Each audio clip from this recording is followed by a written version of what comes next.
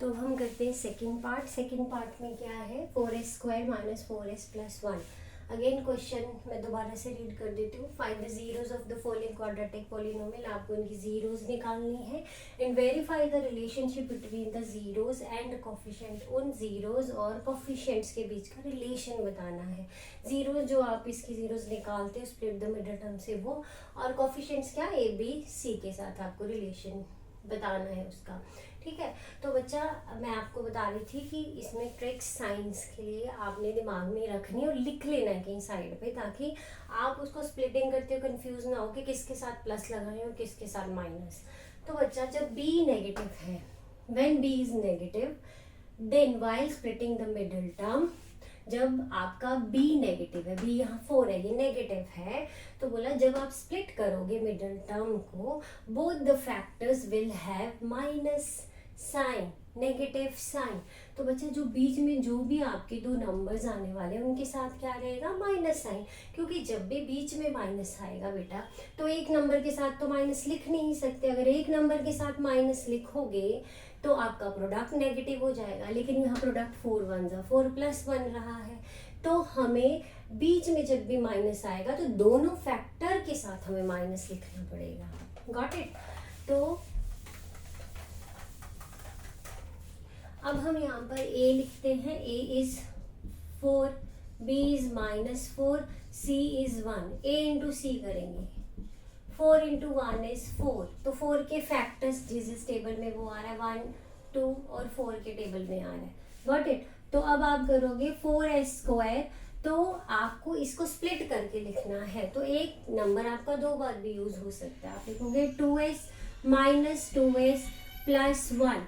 इसमें से आप s और 2 को क्या ले लोगे, कॉमन ले लोगे। Got it. तो s की आपने मिनिमम पार को कॉमन लेना है। तो एक बार s आ गया और दोनों का हाईएस्ट कॉमन कौन है, 2 और 4 का 2 है, तो 2 2 जा 4 और एक s आ गया। 2s पूरा का पूरा बाहर जा चुका है, -1 आ गया। ठीक है, 2s क्योंकि यहाँ से पूरा का पूरा बाहर आ चुका है तो ये 1 आएगा। जब भी कोई नंबर या टर्म बाहर उठ के पूरी जाती है तो उसकी जगह 1 आता है। तो यहाँ माइनस है, माइनस आप कॉमन ले रहे हो तो अंदर साइन चेंज हो जाएंगे। ये माइनस का था प्लस हो गया और ये प्लस है तो माइनस। ध्यान में रखते हैं जब भी माइनस हम कॉमन लेते हैं तो प्लस वाला नंबर माइनस हो जाता है, माइनस वाला नंबर क्या हो जाता है, प्लस हो जाता है। तो ये दोनों एक जैसे कॉमन है, बाहर निकाल दो। तो यहाँ पीछे बचा क्या, 2s और क्या बचा, -1। Got it. तो अब हम इसकी जीरो निकालेंगे। जीरो क्या होती है, जो एक्सप्रेशन को जीरो कर दे। ऐसा नंबर जब आप एक्सप्रेशन में पुट करो तो आंसर क्या है, 0। इसलिए इक्वल टू 0 लिखा जाता है यहाँ पे। 2s is equal to 1। s क्या आया, 1/2, क्योंकि ऊपर तो कहीं भी 0 नहीं दिया। अचानक से 0 कहाँ से आ जाता है ये, क्योंकि हम ऐसा नंबर निकाल रहे हैं जो उसको 0 कर दे। तो अगेन 2s माइनस 1 क्या है, इज इक्वल टू 0 आ गया। 2s क्या आ गया, 1। s क्या आया, 1/2। बोथ आर सेम आपके पास जीरोज आ गए। तो लेट अल्फा को क्या मान लिया आपने, 1/2। बीटा को क्या मान लिया आपने, 1/2।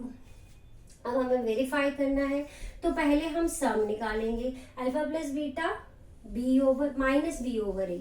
तो अल्फा ऊपर अपॉन बीटा क्या है, 1/2 प्लस 1/2 माइनस इसमें है, इस रिलेशन में कोफिशिएंट के साथ माइनस साइन है तो इधर भी माइनस है। ध्यान रखना है, इसको पकड़ के रखना है, मिस्टेक नहीं करनी है। ये अलग माइनस है जो आपका रिलेशन में है, वो अलग माइनस है जो नंबर के साथ है। तो -4/4 आ जाएगा आपका। Got it. ये तो कैंसिल हो जाएगा। जब भी अपोन में आता है तो आप एलसीएम ले लो। 2 आ गया तो इस एलसीएम को डिनोमिनेटर से डिवाइड करते हैं, 1 आ गया, उसी के न्यूमरेटर से आंसर को मल्टीप्लाई कर देते हैं, 1 आ जाएगा। 1 1 से 1। फिर इसको इससे डिवाइड करेंगे, 1 आएगा, उसको उसी के साथ मल्टीप्लाई करेंगे। तो माइनस इंटू, देखो यहाँ माइनस आया, -1 आ गया। तो यहाँ पर 1 + 1 क्या हो गया, 2। 2/2 माइनस इंटू माइनस प्लस, तो ये भी कैंसिल, 1 इक्वल टू 1 आ गया। अब आप प्रोडक्ट लेंगे, alpha into beta will be equal to c/a। Alpha क्या है आपका, अगेन 1/2 और बीटा क्या, 1/2। c क्या है, 1 और a क्या है, 4। तो मल्टीप्लाई करके क्या आया, 2 2 जा 4। नीचे है तो नीचे लिखेंगे 1/4, तो 1/4 आ गया। Hence verified. जो आपका जीरोस का सम था वो और जो कोफिशिएंट से हमने निकाला वो दोनों के आगे हमारे सेम आगे प्रोडक्ट में भी कोफिशिएंट में जो आपके कोफिशिएंट आ रहे थे वो और जो प्रोडक्ट आ रहा था वो सेम हो गया, तो हेंस वेरीफाई।